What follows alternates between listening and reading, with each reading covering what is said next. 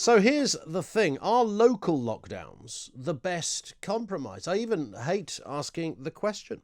Now, remember that sinister warning from the government's chief scientific advisor, Patrick Vallance? If that continued, you would end up with something like 50,000 cases in the middle of October per day. 50,000 cases per day would be expected to lead a month later to 200 plus deaths per day. Never happened. We're nowhere near those numbers. Who knows what the thinking was behind that doomsday scenario? However, we are told from the aforementioned Westminster Masters that there is trouble or reason to be concerned. New lockdown rules for England are due to be announced this afternoon. Again, you'll hear it live here on Talk Radio. The Liverpool City region is expected to face the tightest restrictions under this new three-tier system, which will classify regions as being medium, high or very high on the alert spectrum. Steve Rotherham, the city's regional mayor, says negotiations have taken place through the night, but no deal has yet been agreed. Talks between local leaders in England and Westminster continue. Liverpool recorded 600 cases per 100,000 in the week ending the 6th of October. This is the latest data we've looked at. The average for England is 74 per 100,000. So Liverpool, 600 cases per 100,000. The rest of the UK, on average, 74. Liverpool is the worst area. Looking at the headlines, I'm flicking through the Liverpool Echo, looking at the latest headlines on this. Liverpool's University Hospital Trust has the highest number of patients with coronavirus in the whole of England. There are currently, how many do you think? So this is Liverpool University Hospitals Trust. So this is the trust. Okay, it's more than one hospital. Currently, 251 inpatients being cared for at the Trust Hospital, the Royal Liverpool Hospital, Aintree Hospital and Broad Green Hospital are the three within that trust. Now, 251, that is 251 people that weren't there a few weeks ago. That is the highest number in the UK. Cause to panic? Cause to change the rules? I'm sort of out of options here. I'm frankly out of... How long have we been discussing this? We mentioned this on the programme last week, from sort of March right the way through April, May, and bits of June. It was COVID central. There was only one story in town. There was nothing else really to be discussed. It dominated everything. And then curiously, I appreciate there was a point where we eased out of the full-on lockdown, but it kind of went a little from the headlines. Now, maybe complacency set in. Now, we're back. I'm now dizzy with information and rules. I'm beaten up on bureaucracy. I need to believe my government. I want to believe the government. If I don't, where does that leave us? Maybe I've got some kind of Stockholm syndrome on this. It could be that. I could easily kind of wake up in a sweat, imagining myself chained to a radiator, dribbling like phrases like, "Yes, Boris, you are right, Boris." Maybe I've moved into that territory. It's driven us all stark raving mad with the confusion, the contradiction, the regionality. What is coming our way next? So when I ask, is this a fair compromise? I don't ask this out of undying support for Mr. Johnson's government or whatever it is he's going to say later. I ask it almost out of desperation. Is this the best compromise? The info we have has been iffy. The Vallance, I mean, that's a crime scene, isn't it? What Patrick Vallance announced. That was as crooked as a dog's back leg right there, wasn't it? 50,000 a day by mid-October. Let's just check the diary. It's mid-October, everybody. 0344 499 1000. That's where you'll find us. And I'd like to ask you the simple question as to whether this is the best compromise. If you're in Liverpool, by the way, I would imagine it feels like anything but a compromise. But Liverpool does have the highest amount of people in hospital and the highest rates so far. Let me bring you that again. Average rate in this country of infections is 74 per 100,000. In Liverpool, that is 600 cases per 100,000. So the difference is stark. And I'm not suggesting the government are right. I'm just suggesting I don't know if they are wrong.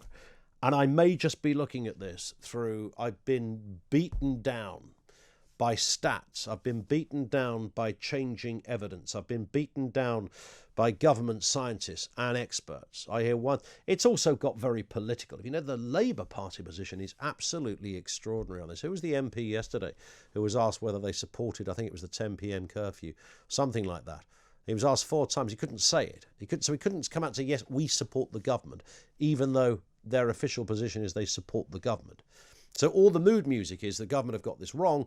When it comes to what measures the Labour Party are going to support, they support the government broadly on these things. It's a curious time. The confusion reigns supreme across almost all areas of our lives. And you could just write this off if it wasn't so darn serious. We are talking about jobs and livelihoods here. I mean, what is happening at the Royal Liverpool Hospital? What is happening at Aintree Hospital? What is happening at Broadgreen Hospital? One has to assume that those places will be gearing up to maintain space so that they can concentrate on potential COVID cases. And that, of course, again means that we're in that curious position of people going back onto even longer waiting lists for other treatments.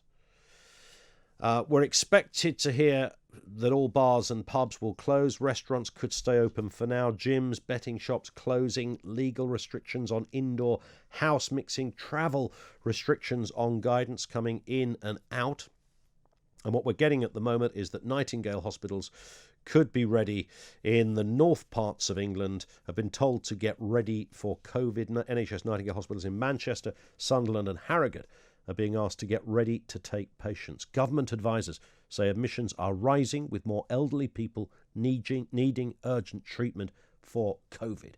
We talked, I think, every day last week, almost specifically on this point, about how the numbers don't seem to tally with the severity of the lockdown or the lack of willingness to ease up parts of the lockdown.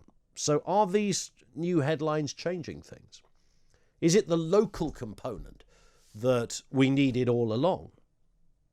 If we are seeing cases rise and people over the age of 60 are getting COVID, going to hospital, getting treatment, some not making it, is this the natural compromise? Is this the way we now have to go? 0344 499 1000. And the reason I'm scratching my head is because I genuinely, I'm probably speak for most people in this country, really don't know which way to go on this. I've kind of lost faith on who or what I'm meant to believe. Who or what I'm meant to believe. So somebody here points out, Liverpool, 600 and 100,000 is 0.6% of that number. Terrifying stats. Yeah, if you look at that, 0.6%. But the point is direction of travel and acceleration of numbers when the average is 74. Can a hospital system suddenly cope with 300 people arriving in it? Not normally. So there's all of... So is the local lockdown the only way? Are local lockdowns the best compromise? It will be hopeless if your business is about to be closed again for 4 weeks. You'll be having none of it. If you're working in a hospital in Liverpool, you might be thinking, well, we are more than at capacity. 2 or 3 more people coming in the next couple of days puts us into dangerous territory. Enter the Nightingale hospitals. That would be an answer to bed-based issues in most of those areas. But is it the... Every compromise, every option is uncomfortable. Every option is controversial. So is this the best of a bad lot?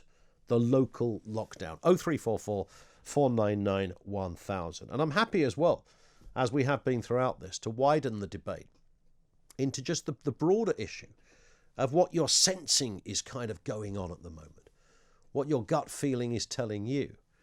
If the case is rising, is that what it needs to get you to change your view on things? Case is rising. Because there's 2 stories here, isn't there? There's the story of, are we having lockdowns in order to protect the NHS?